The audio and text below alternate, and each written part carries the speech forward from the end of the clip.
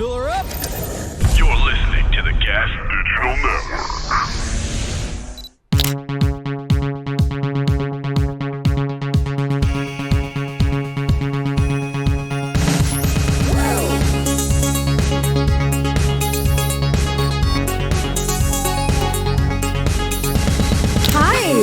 Hello. Hi. Welcome to another episode of Just the Tips. I'm Joanna Angel. And some people call me Small Hands, some people call me Aaron, some people don't call me at all. Yeah. And today we have a guest. We have a magical, special We have a wonderful guest. Hey. Please welcome Kenzie Taylor to the show. Yay. Hey, guys. Hi. Is that the camera? What camera do I look at? I know. That one? I always that's yours. I just always wind Well, up it's all looking at yours. myself, and it's like really, not good. Yeah. But yeah, you should look at that camera. Well, you know what it reminds me of, having this right here, is if we're fucking and there's a mirror by us, we're going to look in the mirror. We're gonna look at it. I It's know. true. Yeah. It's true. Right. Exactly. Mirror, looking in the mirror fucking is hot. It is. Like I did But now when you're like on film though, because it really like. well, then you notice, and they're like, "Oh, look at these two just looking at themselves Right. in the mirror." I'm like, oh wait, I gotta arch better. Ooh, Yeah, exactly. It's very American Psycho, right? There's that. But I scene feel where he like- looks Yeah. in the mirror. You know? I'm the opposite. Like if I actually catch myself in the room, I'm like, "Oh my god, no, abort mission!" Like, get Yeah, I think there are stop. two kinds of people in this world: the people that look in the mirror and they're like, "Yeah," when they're fucking, and then the people look in the mirror and they're like, "Oh my god, I'm not pointing my toes. Oh no, I'm doing this." Suck in that gut, Right. dude. Suck it in, Yeah. buddy. yeah. Which one are you? Does it depend on the day? I think it depends on the. I think I would be like borderline both. Like I would definitely Right. be like critiquing myself. Definitely point the toes. Yeah. It drives me crazy. I am never pointing my toes. And I go into every scene being like, I'm going to point my toes. And guess what? And you're Fred Flintstone the whole time. Yes. It's just, I start having sex and I can't think about those things anymore. You know No what I matter think? But I is- go in with good intentions. Yeah. What I think is super hot though is when you start out Right. pointing the toes because we're all composed, and by the end of the scene, you're just thrashed, and the feet are everywhere. The angles dead are fish. your face looks like not cute. It's like ugly cry, but like ugly hot orgasm Yeah. face. Yeah. I think that's pretty hot. Yeah. It's hot. It's nice to see the journey of that go. You know, the makeup's all messed up. Everything's just a mess. It's a I love to beautiful see thing. the mascara run down, the black tears. Yeah. Eyelashes up here, you know. Sometimes it runs perfect. It's rare though. It's Yeah. rare.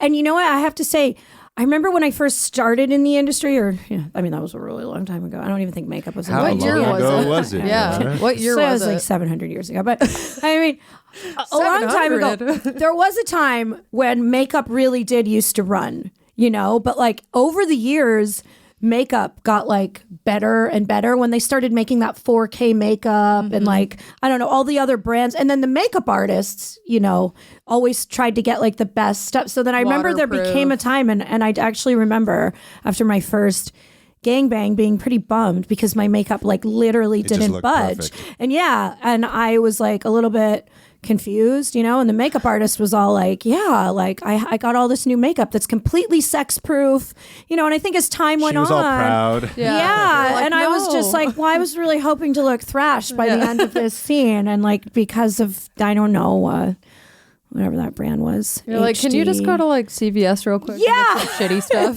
I want to look like dog shit when I'm done. Yeah, Take yeah. a cheese grater and fucking I rub it know. on my Like, don't put the finisher, whatever. Take a it is. scrub daddy and just like and rough me up a little You bit. have no pores Oh my left. God. Yeah.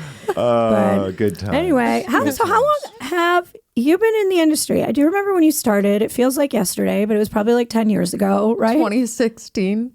Okay, 2016. So this year's 8 years for me. Yeah, 8 years. 2016. It's the year I hosted the AVN Awards. Was it? Yeah, it was.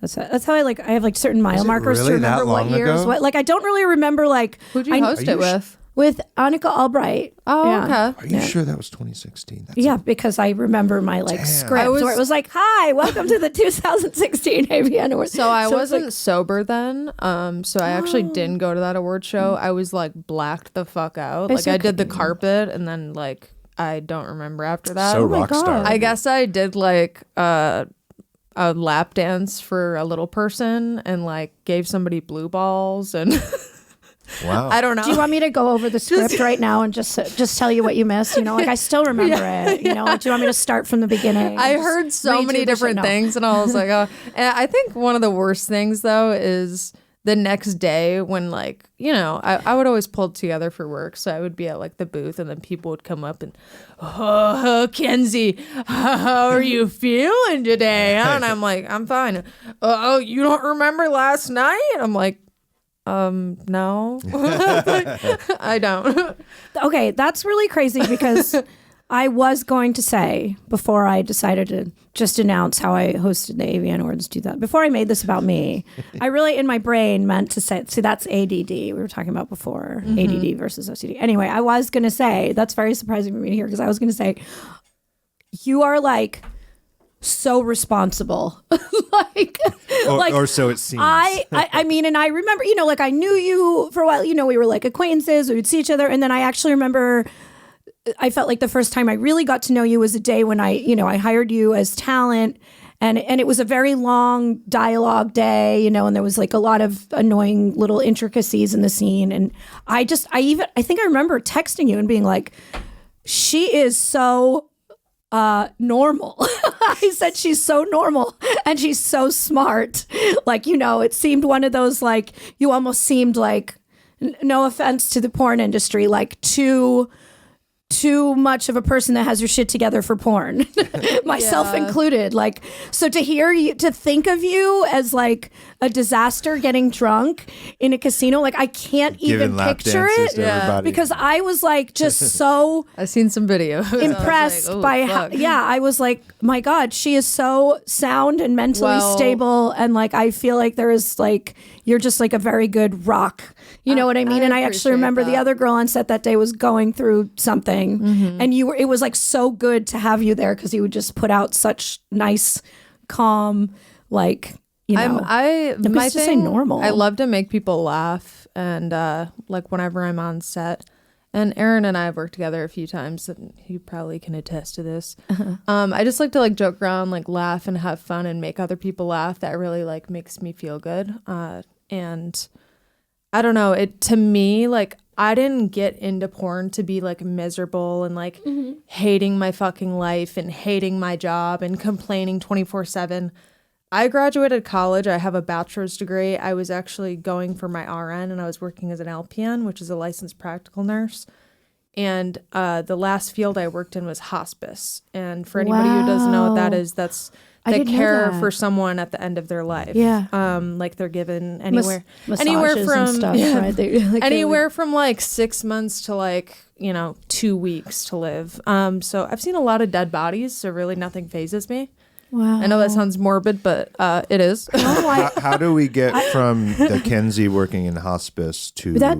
I didn't know that you worked in hospice. Because I've had unfortunately a lot of people in my family die of cancer, and I remember the first time I hung out with my uncle who was on hospice, and I couldn't stop crying for like a week because when you walk out the door, like you have to say goodbye. It's like they're alive, but they actually are happy. And I do remember like talking to the nurse, being like, and she just had this very good, nice, calming energy around her because that's what I don't know. So that really makes a lot of sense. It's very different when that's your field of work as opposed to that's your family member. And I think that's correlates to why I'm so good with any type of like negativity maybe there is on set or drama or anything like that. I'm able to like detach myself from that emotionally. So when I was in nursing, I just like detached myself emotionally, but I am compassionate and, empathetic. You're present sympathetic. for the job still. Exactly. Right. But I think too, like a lot of people don't realize, but there's a lot of people that go to hospice who had nobody. So there would be like me and a few other people on staff that would be like all they had, right? For their remaining time on this earth. So it's an incredibly I'm gonna cry thinking about that. Oh, I'm sorry. That's like really like no, that's incredible that you did that. I actually remember the first, when I was very close with my uncle, and before he passed away, and when I did hang out with him while he was on hospice, because I didn't really understand what it was. Yeah. It actually did, and that was one day. That was one day, so I can only. It actually really did. What if I had to think of moments in life that really changed me forever? Because you really like. Then anytime you're stressed or you're having a bad day, or I don't know, you're just angry about something very minute. I do actually think of my uncle that time I visited him when he was on hospice, and I'm like, I really need to appreciate life. Like, it's a moment that stuck with me forever.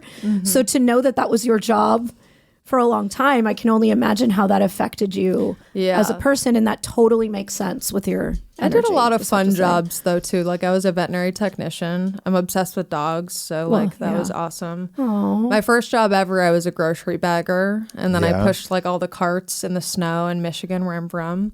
I fucking hated that. I mean, we all got to start somewhere. Yeah, I was 13, and my parents were like, well, you want to spend money, get a job. You want to buy CDs for yourself, get a job. Wow. I was basically working for I think it was $4 and like 15 cents an hour. That used to be like the minimum wage. Yeah, right? yeah. And I was doing that like just to buy CDs, basically. Yep. Oh, Gotta fund the habit. Yeah. CDs And then were from an era. LimeWire, then LimeWire came about, and I was like, fuck that. I don't got to buy CDs. I'll buy a pack. So Yeah. So then what? so- how did you go from? So Kenzie, how did Yes. we go from working in the hospice Yes. to transitioning into a very different job, which is being a porn star? Like, there has to be some Yeah. So story there. I started stripping when I was 16. I had a fake ID to be 18, which is very illegal. Such a bad Yes. girl. Yeah, it's Such very a bad illegal, girl. but I was just like, I want to make money. And I knew I was always friends with older people. And there was a few girls that I knew that were like already 18, 19, 20, 21. And they were like, oh, you should come dance at Deja Vu. And you just get naked and it's really easy. And I'm like, all right, fuck it. Like, whatever. And I don't know why. I mean, I do know why now, but at that time, I didn't really know why. Like, it wasn't nerve-wracking to me to just get naked in front of people. Yeah. Like, Wait, Brian, really we fun. should just not put the name Deja Vu. Let's just not give the name of the company Yeah. that hired the Sure, I'll cut it 16-year-old. It's just, we don't, But like later on, now I know that I'm an addict, and I found out like it's because it was like, oh, look at me, I'm the star of the show, because as Right. alcoholics, that's what we like to be. But anyway, Well, there's a lot of people that are alcoholics that like to be the star of the show too. Sometimes being the star of the show is actually more addictive than the alcohol. yeah, no, for sure. So I was dancing. You liked You that like the kind of attention. attention. Yeah, because I had never had that in my life. Like, I have a good relationship with my parents, and I'm the oldest of 4 girls. But I never was like, solely like really paid attention to. Were you slutty when you were younger? Not really? No, like not until I was like 16, 17. When you started doing the club I was a stuff total and- tomboy. Like, I would like be wearing like tank tops and like boy jeans, and I'm you know riding how on to, my like, go-kart. I You know how to fix shit. I remember that. So, there was something in my broken on household, set that you fixed, and I don't My remember what it was. husband does not know how to do that stuff. I am the one that has the toolbox in the house. Yeah, I remember and it's you like this told me. ongoing joke with us. I'll be like, hey, the other day I actually was fixing his shower, and I'm like, hand me my my pliers or my Allen wrench, something like that. And he's like, what one is that? No, I get it. But he's amazing with numbers. I'm not good at math, Yep. but yeah. Anyway, So we can call you to fix. No, you know how to fix shit. I remember know. that. So when Yeah. I was younger, my dad taught me like things that I would need to know in case of emergency. I know how to change my own tire, change my own oil, That's so all of hot. that stuff. Like, I can do all of that. I can't can do any of those things. change my filter. I can't and, either. Yeah. Yeah, no, I'm. That's why I'll it's a teach good you. thing we live in New York, where like Yeah. we don't have cars or homes or much shit that has to be fixed. We just have like a bedroom and Yeah. maybe like if a shelf like comes undone, you have to like screw it back in and even that's taking a whole day from me. Oh, and then that's when I go to TaskRabbit. I'm gonna have to watch 10 YouTube videos and I'll still do it wrong. Yeah. So yeah, I was always a tomboy, for the longest time. I still am a super tomboy. That's just how I am. And was stripping, making a lot of money, and I continued to do that all throughout going to college, all throughout Oh, working you danced through college. Yeah, all Okay. through working like other jobs. I always was a person who like, I'm a hustler. Like that's just in my blood. So I always had like 3 to 4 jobs at a time. Like there were times when I was working in nursing where I would be working like 82 hours a week. Like Right. I fell asleep one time driving like in a ditch. Like I woke up Yeah. like driving sideways. I don't know totally get how that. my truck didn't roll over, but it didn't. Yep. I get that. And I made it through. But yeah, so long story short, fast forward, I was working nursing, and it got to the point where I kept seeing patients get treated really shitty. And it was just really making me sick because I got into nursing to help people, not for that type of treatment. So I was still dancing, and there was a feature entertainer that came to the club that was an adult star, and she just had this aura about her that was very like contagious. Basically like, I don't give a fuck. I'm living my life. I'm having fun, whatever. And Do you remember who it was? it was Bonnie Rotten. Yeah. Yeah. Oh, yeah. Yeah. So I was talking to her. I sat down with her for like a little bit, and I just kind of like picked her brain. I'm like, I'm sure everybody asks you this shit, but I'm gonna ask you different questions that no one does. I'm like, what do you actually love about porn? Like I was asking her things about Not the just industry. like how much money do you make? Right. I didn't ask that. I didn't ask why did you get into it. How old? Who I didn't. cares? Yeah. I didn't ask any Yeah. of that. Like I honestly, to me, I wanted to know deeper things. I'm a very deep person. I like to have deep conversations. So I was like diving in because it really crossed my mind. Like, I think I could try something like that because I had done webcamming a little bit also. And I'm like, whatever. It's the same as stripping, except I'll be fucking. Yeah. And Yeah. everybody's like hot. So yeah. So and get paid for it. Did you like get with an agent then? Or? So yeah, I had I'm not going to say the person's name, but my first agent I ever had, horrible. I had a horrible experience. How did you find them? I mean, if you don't have to say if you don't want to. it's fine, I prefer not You to. found them. Yeah. You found them exactly. somewhere, Yeah. You put that so- energy out. Look, I was you wanted living- to be in the industry, and you Exactly. figured, I was living Yeah. in Tampa, Florida. I got with that agent, and he goes, "Hey, if you want to be serious about this career, you got to move to the West Coast." And I was like, "Okay, I want to be fucking serious about it." I sold every fucking thing I owned except my car, my clothes, and my dog, and I moved to California, to Los Angeles. I did not fucking know anybody at And all. Didn't know anyone. I know from and it's a culture shock. Like Yeah. coming from a small town in Michigan where it's like dirt roads, like I can shoot guns in my street, like nobody's gonna call the police. You know what I mean? To like that type of shit in LA, it was like, whoa, it took me like a year to get acclimated. And what year was this? That was in 2016 when I moved. Yeah. Oh, yeah. Yeah. But I mean, I remember when I first came out to LA and coming from here, I get it. New York's a big city and, and whatever. I wasn't like, there was no culture shock for me, but LA is also, I was coming out in I think it was 2007-ish. That was before GPS or anything was on your phone. Like LA, I was getting so MapQuest. lost. No, I was printing out MapQuest before I left. But these porn Yeah. houses that you're going to, it's like there's no directions. Yeah. And I still, to this day, I'm like, how did everyone just know where to go? I got lost every time I left the house, even with a GPS on my phone and in my car, the entire time I lived in LA.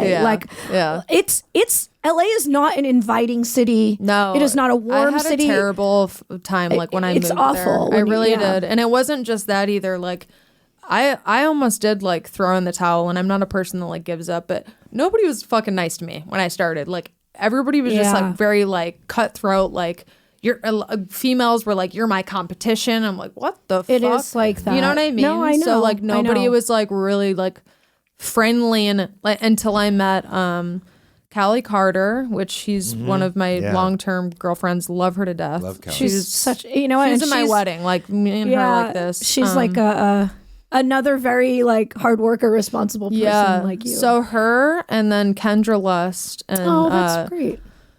And actually Annika Albright helped me with anal advice. But yeah, so those two women, Kendra and Callie, like they were the only women that were like kind to me and kind of like took me under their wings and like gave me a little bit of advice and stuff like that. How funny, because Kendra also was a nurse. Yeah, she was an actual RN though, and I didn't get to that because I gave up. I was like, I'm good. But yeah, so long story short, moved. I did my first scene in LA. It was for Zero Tolerance. Quasar was the director. That's with where I Mark met you, Wood. was on a Quasar set. Were you? I was gonna. Oh, it was okay. I was gonna say you were in a Throated, very wasn't it? early. No, Or the orgy. I remember Yeah. the first time I met you, Kenzie.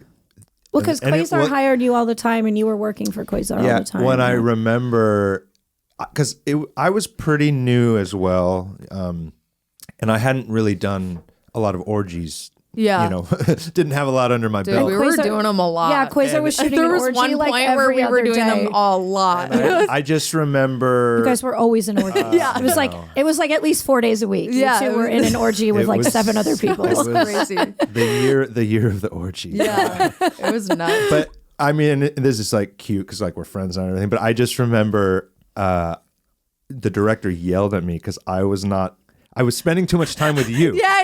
Like, because I was like, oh, like, you know, I just. He's like, there's other girls. Yeah, he's like, Aaron, it's an orgy. You have to fuck like everyone, not just Kenzie. And he said it like loud, like in front of everyone. And I was like, oh, sorry. You know, like, I mean, you know, sorry. What do you want from me? Sorry, man. So it was a great day. Yeah. It was a great day.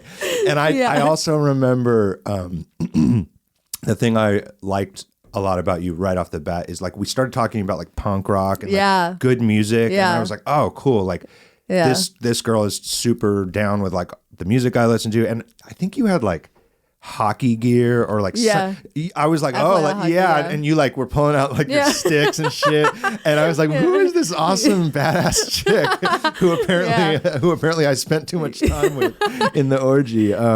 But no, and fast forward now we're like fucking 7 years later or whatever. Yeah. It's so cool to like be friends with you, like friends with your husband. Yeah. Like we've all like met in this game together long enough where it's really I feel very fortunate for those of us who've like been around for several years where we can like sit at a table like this and kind of high five each other and be like, we did it. Yeah. You know? Sometimes especially people I know who have, you know, been in since some of the days when I started. Like, I'm like, I feel like we went to high school together, but it was porn. You know what I mean? And now we're like, College. Now We'll say we're like college. we went to college high together. school or college. The 13th grade. Yeah, exactly. But it was porn. You know what I mean? It's like, but I feel like you got to kind of experience the last like Good era. generation of people where, but it's crazy because you started out, so you didn't know where to go, you didn't know who to call, you had to experience everyone being mean and showing up on sets and not knowing how to get there, and just kind of showing up in LA with a suitcase and not knowing what to do next. And like because the only way to do porn was to do porn. Yeah. You know, you had to like get an agent and go to a studio, or you needed to like have work booked. Yeah. Like porn had to call you. And it's just crazy because everyone getting into porn now already has like experience in porn with OnlyFans, or they come in and they already have a fan base and people are already calling them. Like they don't have to like establish their name in porn. It's like they come there and like the carpet is laid out for them. So it's Part like of me you're like the last. I think you're the last like I don't know, era of people that had to do that. And it's almost like to the people getting in now, it's like we had to walk to school 7 miles. Well, you guys can, you know what I mean? Part of me gets like a little I don't want to say angry. That's not the word. No, angry's not the right word. But the what like you guys don't know how easy you have it or something. Not even that. So like because I've been on set where some of these, you know, girls and guys, you know, have done a bunch of scenes on OnlyFans, half of them just in their own bedroom, right? And then they come to set and then they treat like me or the makeup artist or the director or other people on set like we're fucking peons. And I'm like, yo, little homie, like that's not how we're gonna do this shit. Like, Well, they're used to working for themselves. Yeah. You know, like Not everyone's like that, but there are. I know. And I'm also not on set anymore. There's just been quite a few, and then they, you know, they'll call themselves porn stars, and then if you ask them how many scenes they've done, they're like, oh, I've done like 12. I'm like, oh, that's crazy. That's awesome. I definitely am happy that I was also part of kind of the last era, I feel like, of studio porn. Like I built my career just like you, Kenzie, and just like you, Joanna, as a performer, an actor for the big companies, and they hire us, and we come to set, and we do a great job, and we're rock stars, and then we go home. And like, I like that a lot because the thing I dislike about the newer era of porn is the shit you have to do that's not the porn. Yeah. I hate all the promo. I hate shit. cutting up clips like constantly on 6 different platforms, like twice a day, doing this and algorithm this, and I just, not to sound like a fucking grumpy old guy, but like I'm just not. I didn't get into this for that. I got into this to be a part of a production, to create something hot and amazing, and to also have like these experiences. You know? And so even though like I get it, the world changes, things just this is how it works with the evolution of everything. I'm really happy that I got to be around for that sort of era. Me too. And I look back on those years now with a lot of like, partially like wow, like look at everything I did, and then some of it I'm like, what the fuck, like I know, yeah, you know, because there was one back in 2015, 2016, even there was no like mental health for the performers. No one. There was nowhere to go. It was like, hey, here's some drugs, or just before I got sober. That's what I did. I was like, I'm just gonna snort some stuff. You know? Do you want to say what you snort? You don't have to. Oh no, I'm an open book. To me, I think it's really important to talk about mental health and addiction. You know, and in recovery, because those are all part of my journey in life. You know, and there are a lot of people who are struggling and, you know, want to get help, but maybe they're too afraid. Maybe they don't have a good support system, or maybe they just feel super alone. Yeah. So I liked alcohol, Xanax, Coke. Wait, did you do Xanax on set? No, I never got fucked up at work. I never got fucked up at work. I never was drunk at work. I never did that in my entire career. All the partying I did was always like off the clock. Off the clock. Well, hey, look, it's Thursday night. We're going to Chili's. Like, let's get fucked up.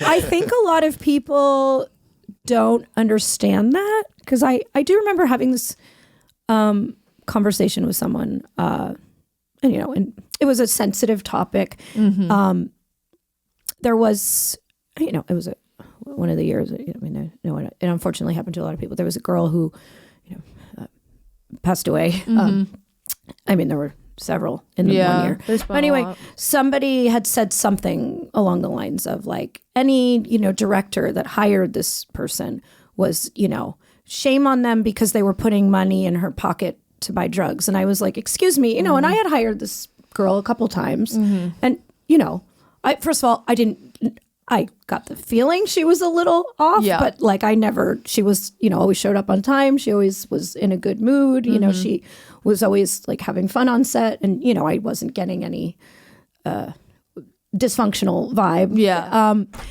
But I was like, you know, I'm going to say, I think a lot of the work she did is probably what kept her alive in some ways, because it gave her something she had to be sober for. And I was like, you know, she didn't hate this line of work. You know, I think the addiction would have existed either way. And it's very unfortunate the way it wound up. But That's it is interesting hearing that, you know, you weren't partying at work. Because I think a lot of people think that porn sets are just one big party, you know, and it's really not. At least in my experience, on set, it's pretty strict. I mean, it's pretty professional. Yeah, I mean, you know, it's California, so weed doesn't count. Yeah. But everything else, like I actually was on a set once where the girl was visibly very drunk, and you could smell it on her breath. She offered me a shot of vodka in the bathroom like before we started, and I was just like, okay. And it was an oil scene on concrete, no furniture. Ooh. And so That's not gonna be good. I'm like, and this is kind of a few years back, so there wasn't as much like performer empowerment, even for the men. So I'm like, I know what's going on, and I'm kind of stressing. I'm like, fuck, like. What do I do? I ain't no snitch, but at the same time, I'm like, this is going to be a disaster. Well, yeah, she's thinking also, of the she's safety. drunk. She's And can't, so, basically the point is, as soon as the director also kind of noticed, the whole day was canceled. Yeah. And they Yeah. just sent her home. Yeah. And it never happened very often, but anytime anything like that was even, noticeable. I don't know how the day would just be, nope, we're not doing this. I was like a big party person. And then, when I started working in porn all the time, I was like, you have to get up early. And I was like, oh, I can't. But I you can't never party, know what someone's doing off the Right. clock. And that's just the way, also, it doesn't seem like a good place to be drunk. It's very structured. People really need to understand is addiction is a disease, and no matter what, that person, rest in peace to whoever that was, but it's very unfortunate for someone to say, shame on anyone who hired her, because you nor any other director who hired her or producer or someone who hired her at a convention or, shot photos of her, anything like that. None of those individuals are responsible for someone else's, life. If you work as a bus driver Yeah. for a school and you do a good job, you show up every day, but off the clock, you're a very depressed, raging alcoholic who struggles, and then something, you die. Yeah. No one blames the fucking school and the job. People, it's just, this is like, people suffer in every industry across the board, and people suffer in silence largely, and that's no different in porn. Although I think nowadays it's actually, porn is one of the few places where you can go on the internet and talk about your problems. And if you're a porn star, you'll probably have a big audience who will kind of engage with you. And I'm not saying that's always the right thing to do. I actually never do that. I personally do not like that. But it's an option now. It is an option. I don't do that. But the reason why I don't like that is because a lot of the times, someone might be just wanting to like vent or maybe get some words of wisdom or something, because maybe they don't have anyone, right? So that's why they're tweeting that out. A lot of the times when that happens, a bunch of bullies just come in. Yeah, the keyboard warriors. It's an addiction within itself, because you're looking for an immediate answer. It's called something. Instant gratification, and that's a huge thing with addiction as well. That's the whole reason of why people love to get drunk and why people love to get high that have the disease of addiction, because instantly you're feeling it, instantly you're high. And if you go online, you can get instant validation. Social media is an addiction as well. It completely is. Yeah, it really is. There's been several documentaries about it, but there's one thing where it's almost like the slot machines in Las Vegas. Like, just scrolling gets people high, in their mind. Or angry. Or something. Yeah. So, I mean, there's days where I'm scrolling and I'm getting mad, but I can't stop scrolling, and I don't even know why. It's not making me feel good. Twitter's very negative. It can be very negative. I would recommend to anyone who's looking for help with mental health, or you want to talk to anyone, get off. Turn it off for a minute. Don't do it on social media. Go to an actual professional, and if you don't believe in actual therapy, and you are in the porn industry, contact Pineapple Support. Yeah. There's different people on there who might not be a therapist per se, but they can still talk to you and be there for you, and they're non-biased. They don't know anything about you. They don't know who you're friends with, where you're from, none of that. So. And for those of you unfamiliar with Pineapple Support, what makes them special for our industry is they're specifically non-judgmental about sex work and things of that nature. Well, so they also can it's subsidized, so you can if you are a sex worker, you can get free therapy. Exactly. I know, because all the studios kind of chip in to subsidize it. I know, when I owned a studio, we were one of the people did. So it's a really amazing, wonderful resource. So I do hate when people point fingers at the industry, well, what are they doing for people's mental health? I'm like, I don't know anything that exists like this in fashion or music. where there's or music, where I know have a lot of friends losing their minds in music. They don't have a free you know, and it's a wonderful organization, and you don't have to be in like LA studio porn to use it. Like if you're a webcam model, Any sex worker. if you're a sex worker, I would fully, and then they're not like hack therapists. They're like very good therapists. They're great. I'd highly recommend people to use it. I've used it, and it's a great resource to have, by the way. Yeah. So, okay. And maybe tell me if I'm going too much, Kenzie, but so what? I'm an open book, dude. Yeah. What? Because I knew you in this era. Yeah. Pre sobriety. Yeah. And obviously I didn't really see much of this that you're speaking of because I mostly just saw you on set.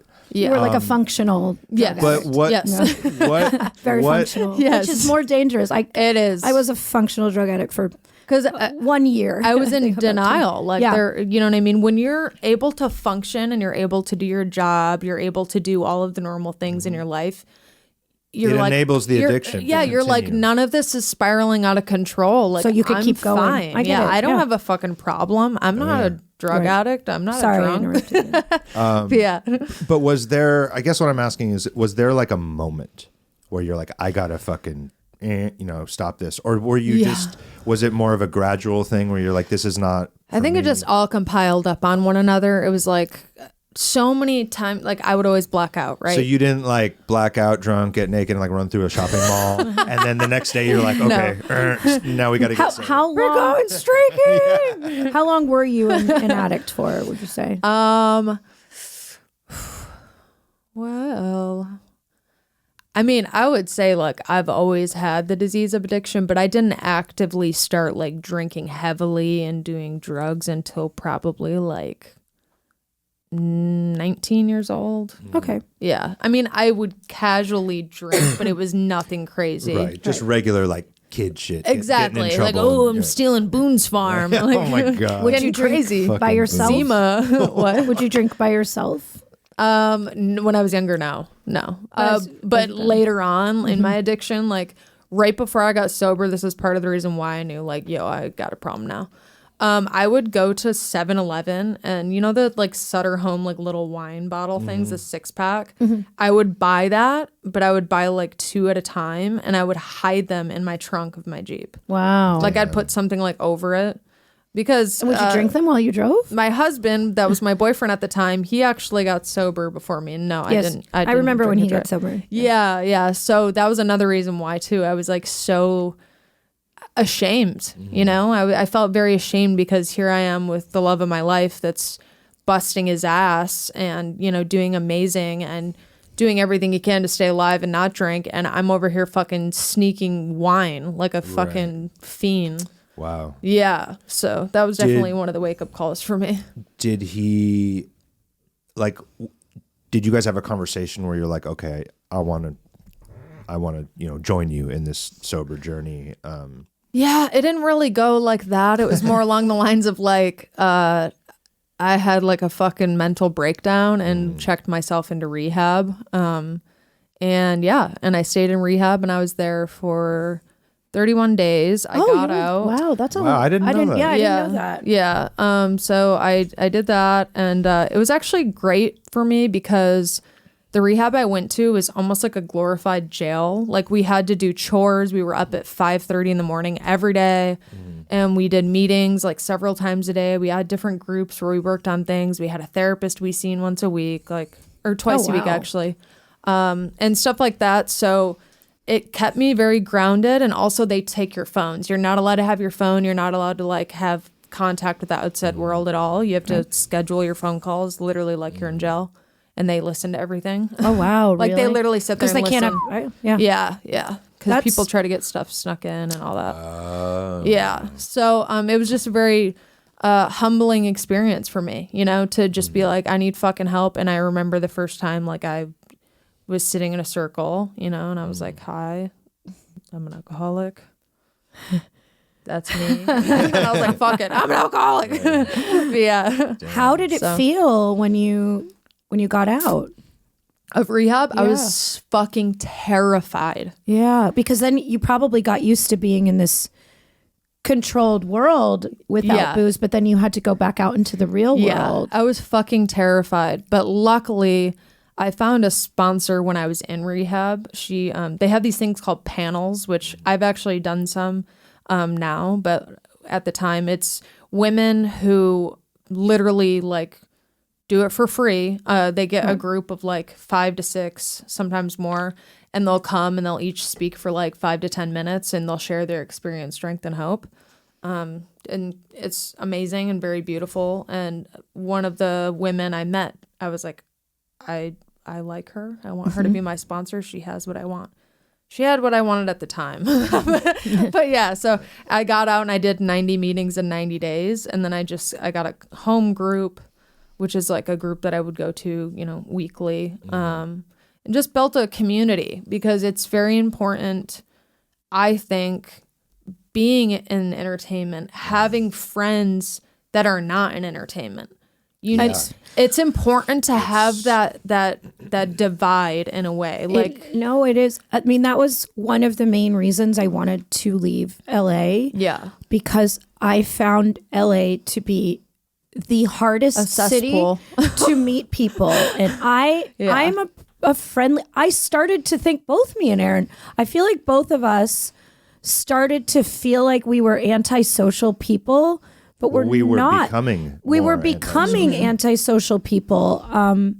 And I realized at a certain point, every single person I know in LA is someone I met at work. And that didn't mean I disliked my work. And look, working in entertainment, you have such a large circle. And so you never really notice it and you don't feel any void. But then at a point in time where I wasn't really working very much anymore, which should be a time where you're celebrating. You're like, okay, I'm not working very much anymore, but I'm doing okay. I don't have to work as much anymore. You get to LA and you're hustling. You're like, I don't have to work as much. And I'm like, I don't see anyone anymore, because I really didn't realize until then, like, everyone I hang out with is just at work. Yeah. And I liked my work, so I didn't even notice it. But I'm like, and then, I try to kind of get together with friends, but like everybody's working and I don't have anything against them, but I was like, I don't have any friends outside of work. Yeah. And I was like, realized that when I lived in New York, I'm like, I don't even know what half my friends do. Yeah. Like I have friends that do all kinds of different things and I don't even know what some of them do for a living. And in LA, it's like, oh, my friend, he's a so-and-so. Oh, my friend. And so I get it. In entertainment, it winds up being very easy to only be in this hole of like, and I do know a lot of people who get sober. They the hardest part is losing the social life they have. I mean, I remember when I stopped doing drugs. Once upon a time, I was a meth head, like a long time ago. I loved to snort meth. Yeah, for like a year and a half. But I did it every day. Up the nose. Yeah, up the nose. Yeah, it would burn so good. Yeah. It was a year and a half.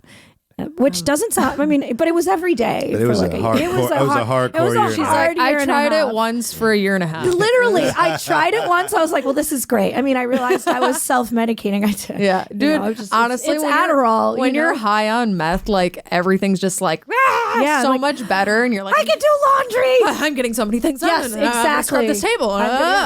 Oh, my apartment's so clean. Oh, I got so much done. Wow, look at how productive I am. But as really, long as I have more meth. Yeah. But really, all you did was like walk the dog and that was it. Yes. In the beginning of the addiction, you're really productive. And then after, I actually remembered the day I knew I needed to stop doing meth was when I was in my room. I remember, and I was like, I'm going to get so much done today. And I was folding a shirt. I remember looking at the clock and it was like 12:30. I felt like I blinked and I looked at the clock again and it was 7:30. I was in my room folding the same shirt for 7 hours. That's amazing. Yeah. And I was like, all right, time to stop. That shirt got folded so good. I wish somebody was filming that. Right? That shirt never left the drawer. It was folded. And you know what? At the end, it wasn't even folded. She's like, don't touch that shirt. I spent hours. That was a sign. I was like, all right, this is not doing what it used to do. I used to fold so many shirts. But I do remember when I stopped, I was like, all my friends were the people I did meth with. I need some new friends. And no one wanted to be friends with me because I was a meth head. It is crazy though, like getting sober. Nobody liked me. And you realize like who your true friends are. Yeah. Because you're like, oh, these people aren't hitting me up anymore. Oh, that's because they like to party. Got it. Okay, cool. That's all I was. I did try. I remember trying to call my drug friends, and I really was like done. Like I think so. I don't really know if I have an addictive personality or not. Because when I decided I was done, I really was done. And I didn't go to rehab or anything like that. I definitely, not everybody has to. Oh, well, yeah. And also I needed to. I didn't have the funds or the resources or anything. I mean, rehab can be very expensive, Not where I went. I went to a very shitty place. I mean, it was amazing for what it did for my life, but it was a shithole. Well, I think some of those really nice rehabs, I'm like, these look like hotels. Yeah, like, I didn't want, that's the thing. That's because you don't want to wind up relapsing to go back. I didn't want to do that. I'm like, I want to go somewhere that's going to humble me to the point where I'm going to be grateful for every little fucking thing. And when I got out, I literally like kissed the fucking ground. I was just like so grateful to even get fresh air outside. Wow. That's good. Yeah, everyone should go to a shitty rehab. Because the friends that I have that have been to a nice rehab, they've all relapsed like 55 times. Yeah, they all have because they're probably like, well, I want to go back there. Yeah, I was sleeping in like bunk beds, like metal jail fucking bunk beds. That's amazing. Like in a room with like 6 other women. You're like, no, please. And it's hard. Like I have insomnia and they wanted to give me like really hardcore meds and I was like, no, I'm good. But then there was like 2 people in my bunk that I'll never forget. One of them, her name was Jean. She was this really old lady, like 60 years old. She was like 70 actually. And it was like her 15th time there. But when she would sleep, she would snore and it would be like... like it sounded like Satan was like talking through her snores, like she was possessed. and so, somebody tried to do like a seance one night and I'm like, I gotta get the fuck out of this room. I don't know, it was weird. Damn. But yeah, it was crazy. Crazy. Well, fast forward to now. You became sober. What advice would you give to other people out there? I mean, I think you said go to Pineapple Support. About sobriety or about what? Or just if they're suffering from addiction. I mean, I would... In or out of the industry. If there's any advice you could give. I would just say, if you're alone and you don't have a support system, there are many different programs out there. I can't say like names of them because that's against the traditions. But there are many programs out there that would love to have you and have many people there that have changed their lives because the programs are built for, to live happy, joyous, and free lives. So that's what I have today. That's what I have. I didn't have that before. But I go to therapy. Like I'm a proponent, like do therapy. Like if you really think like you're super fucked up or you have PTSD or anything, like I think therapy's amazing. It saved my fucking life. Like it really did. Yeah. And it's a person you can vent to. They have to listen. Yeah. They have no choice. Yeah. Your friends don't have to text you back, yeah. But your therapist does. But your therapist does for that hour. They have to listen to anything you say. But anyway, you came out on the other side and yeah. But let's fast forward to like just a couple months ago. Mm-hmm. I think I know where this is going. Yeah. One of the, I think, most exciting days of Aaron has ever had at work where he got to do something different. I don't know why I put it in quotes. I mean, you were working, but a very funny phone call. And I was like, I've never been so excited for Aaron to go to work. Honestly, I'm not going to lie. I was a little nervous because I was like, I don't want Joanna to think like this is fucking weird. No, I loved it. I was like so excited. He was like, anyway, let's tell everyone about this because I remember we were going to talk about it on the air and then we didn't. I was like, oh, Kenzie should come on the show and we could talk anyway. Kenzie, why don't you explain kind of this what we did a couple minutes ago. So I have a little cuck sissy bitch who will never get to fuck me and he will never please any woman probably. He's a loser. And he wanted to watch a real man fuck me And I was like, who better? She's like, well, I don't know any, but Aaron's around. No. I was like, who better in New York than Aaron? I mean, I can't think of anybody. So, Well, and so I get a text from you. yeah. And it's like, hey, don't think this is weird. Yeah. But she's like, I have this, I think you called him like a piggy or something. You're like, I have this little piggy. Yeah, because he was a piggy. slave. Yeah. And he really wants to watch,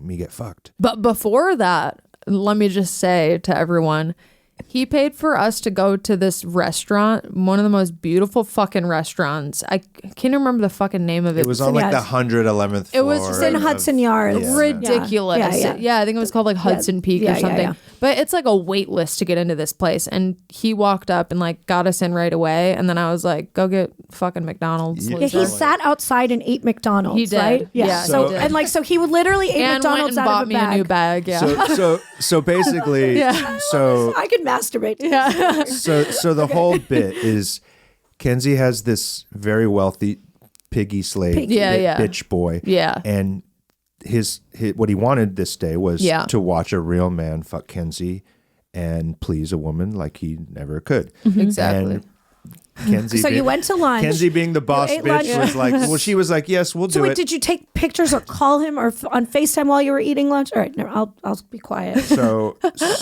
Kenzie is like, yeah, Aaron will do it, but you know what? You got to buy us lunch first. And you told me, you're like, we're going to lunch first. I'm like, okay, that's cool. And I remember I'm on the way over and I text you. I'm like, hey, so how scale of like 0 to 10? Yeah. How like mean? How nasty do you want me to be? Yeah. And you're like, you're in character the whole time. Don't bring it up. So and he didn't. and so he walks up and Kenzie's like, look at Aaron, isn't he like a stud or something? Yeah. And I just look at the dude and I just look away. I don't even acknowledge him. And then you say, thanks for the lunch reservation.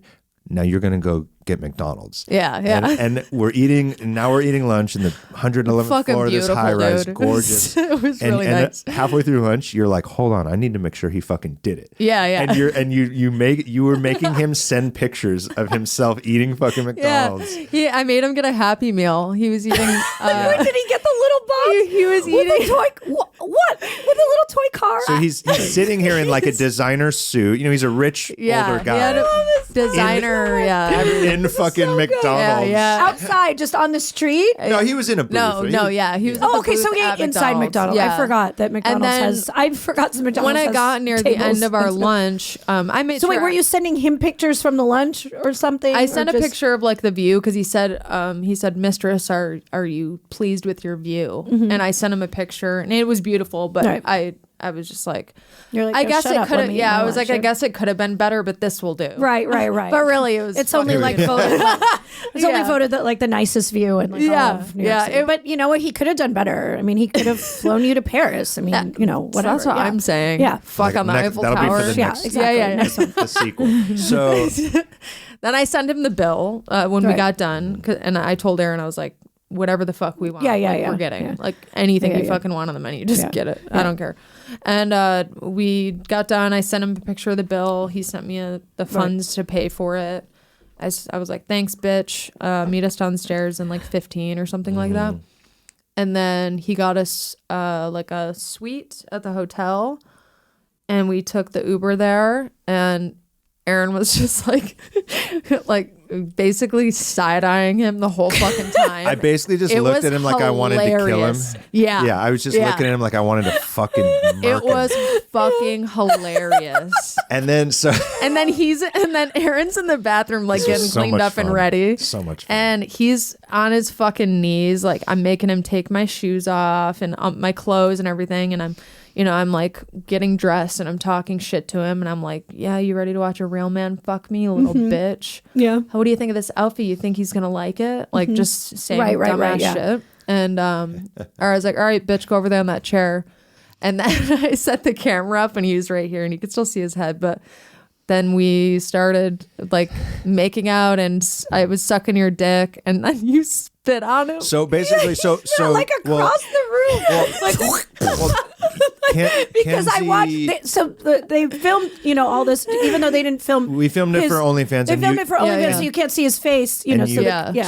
Side note, you can pick up the scene. So you can get the scene on both of their OnlyFans. So I watched some of it. Is what I'm saying. So in the context of what we're doing, though, this is kind of like a cuckold bull situation. And for those of you who don't know, this guy is the cuckold. He's the bitch. He's not participating. He's sitting there. He's pathetic. He's worthless. Yep. He's small. And I'm telling him what to do. I'm telling him, keep your hands to yourself. I put my panties, I made him put it in his mouth. I made him wear my bra. And he's also sitting here in his full suit, not allowed to take his dick out, not allowed to touch himself. And, I've been instructed by Kenzie to degrade him, to fucking treat him like a worthless piece of shit. Yeah. So I'm fucking you. And that you did. Oh, I was having a great time. I think you were too. He had a little smile. He's like, I was like, it was like a little evil smile. Because I was getting in his head. I was like, look, you have so much money. You can buy anything you want, and you'll never be able to have this. You'll never be able to do it. How fucking pathetic is that? And then this is what really took it over the edge, where he stopped. He really hated me after this. I lean over while Kenzie's sucking my dick. Paid for. I know. Well, I was trying to give him. I was trying to do a good job. Yeah. And I just look at the crotch of his like designer suit, and I just spit on it. He fucking cried. He cried afterwards. Yeah. To me, after Aaron left, he fucking cried about it. I was like, bitch, you didn't even tell me your like nose or limits or anything. That is the hard time, because you have to explain that. You have to say, hey, I don't like when the guy spits on me, only the girl. You know what I mean? Pussy. Like, exactly. I was like, you're a little bitch. Get the fuck out of here. Well, and then I made him pay you. No, this was the best. So okay, well, he said he wanted the finale. He wanted you to piss on him. Yes. In the end. And that was the part. So in the morning, Joanna was Aaron, really excited about Thank you, Liquid Death. Aaron was chugging Liquid Death in the morning. And I was like, Aaron, now you know how it feels like when I have to like do a squirt scene. True. I always wanted have to be really hydrated. Aaron's like, I got to make sure I piss on this guy and it's nice and clear. Well, I'm a gentleman. I want to piss like nice clean piss on him. Yeah. It's so kind of you. I was, and then it was funny. When he texted me afterwards, I was like, "Did you piss on him?" And I was like, "No, I think I scared him too much." So he changed his mind. Yeah, so he got since Aaron spit a loogie on him, he got like pissed off and sad about it. And then we got done. He went to the bathroom for a second, and I said, "Okay, you ready to go and lay in the tub and have us piss on you?" And he goes, "Not him, just you, mistress." And I was like, okay. And I didn't know what the fuck that was about.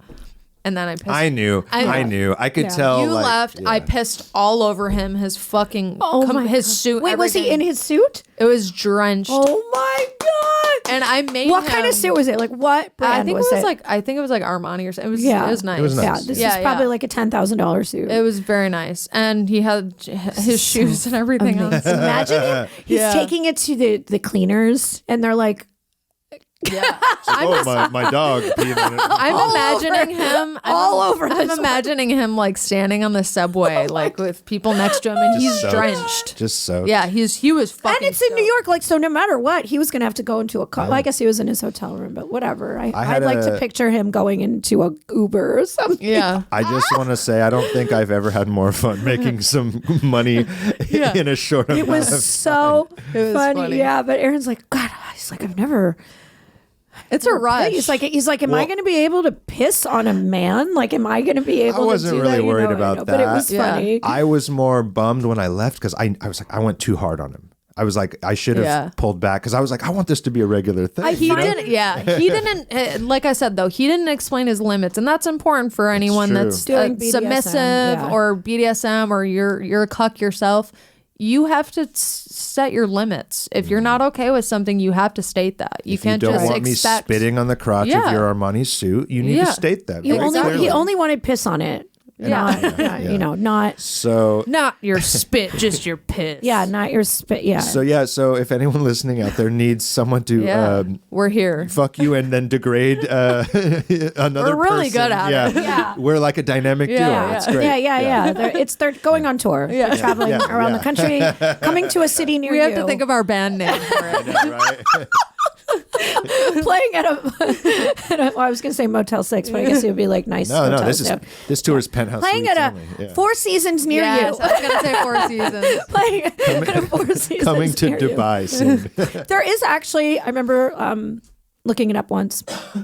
I went down a rabbit hole. There used to be a Four Seasons near us, and I used to go to the coffee shop sometimes. So I would just like look at every brochure in there, whatever. Anyway, In the Four Seasons, there was a coffee shop. yeah. I one used to in go there LA, all the yeah. time. Yeah, it was one right near us where we lived. I have And a used to gift go card for there for the my coffee birthday, and I shop. haven't used it yet for the spa. Yeah, It's a nice it's spot. lovely. We went to the. I just spa don't once, dress yeah. fancy enough, and like I love staying at Four Seasons, but when I go there, I mean, like, they I do. feel Like a schmuck. like they look at me like I'm like poor. They which do. I have been poor in my life, but No, I just actually don't think like getting if looked you at like don't that. dress up there, it's more of a flex. You know what I mean? It means like, oh, just another, this old Yeah. place. But I will say the Four Seasons. On the one I went to, the coffee shop in there, they would refill your coffee cup for free. So there were days, especially when I was writing my book, they would refill the coffee cup.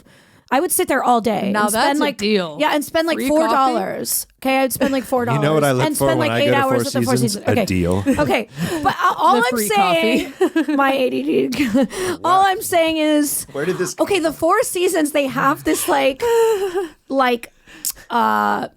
what do you call a tour? Yeah, Okay, I'm yeah. just saying for your band. Okay, Yeah, this is yeah. Oh, that's how this relates They to our have conversation. it's a Got it. private jet. Okay, that takes you to Whoa. every Four Seasons in the world. Yes. You know, Now- and like now you we're Now we're stay- talking. Yeah, Now and I think like, oh, they take you to the Four Seasons in I forget what other country, and then you go on a hike and some other stuff near there, and then you go to another. And guess there's- what, Aaron? Yeah, All exactly. the places So that I'm cost just us saying, $4. yeah, and I remember, Let's fucking degrade saying, someone by a waterfall I remember on a hike. seeing the brochure for it, okay, and Yeah. it was $100,000, but for 10 people could fit on this, so really it's 10 grand each. I mean, it's really a deal when you break it down. Okay, so it's the two of us. Anyway. We get 8 pigs I don't know to if the split price- it, and yeah. it's I was gonna 10. say, Done. Yeah, Done. yeah, make Huck this guy pay bitches. for it, Yeah. and say that I just have to come along. Line them all up. Yeah. Bitch, I have bitch, to, I have to. I will go over his yeses and nos. That sounds amazing. Yeah, I will stand there with a clipboard and be like, "Sir, I need to know your yeses and nos. Do you want loogies on your pants or just piss on your pants?" Is this a spit-free experience? Yeah, I will be the. You have a clipboard I like with a this. consent list. Yeah. So that's what I'm saying. And then as I spent my $4 at the Four Seasons, I would look at the brochure of the $100,000 trip and be like, "Well, should I?" I would ask questions to the front desk as if I was like really going to do it the following week. This is a foolproof plan. So I'm just saying. That's amazing. I love that. I think this would be a You're great way for you guys to do it. shopping. Yeah. Yeah, you had dreams. Well, I did spend $4 today, so I am a strong contender for I this love this. trip. I think this is going to be the next phase You're like- of our lives and our careers. Yeah. Here's your $4 coffee. Oh, this is only $100,000. Oh my god, that's cheap. Like, So all I'm pinky up. saying is, all you have to do is find like one guy at every Four Seasons. That shouldn't be too hard. And Actually. that's so the trip easy. won't really pay for itself, but it'll come somewhere close. I will say this: a lot of girls will go to like weird like steakhouses and shit to find like sugar daddies or cucks and stuff like that. Okay. I'm telling you, Where is Four the best? Seasons, like that's where it's at. The You just pool clean up. or like it's crazy. I should have left the coffee shop. Yeah, instead of obsessing God over the damn free it. refills, you should have gone out and got some. Why did you have to write a book? Got some rich dick. Okay. Settle. I can't believe settle you down. wrote a book. Yeah, I was just Could have been finding a it was pig.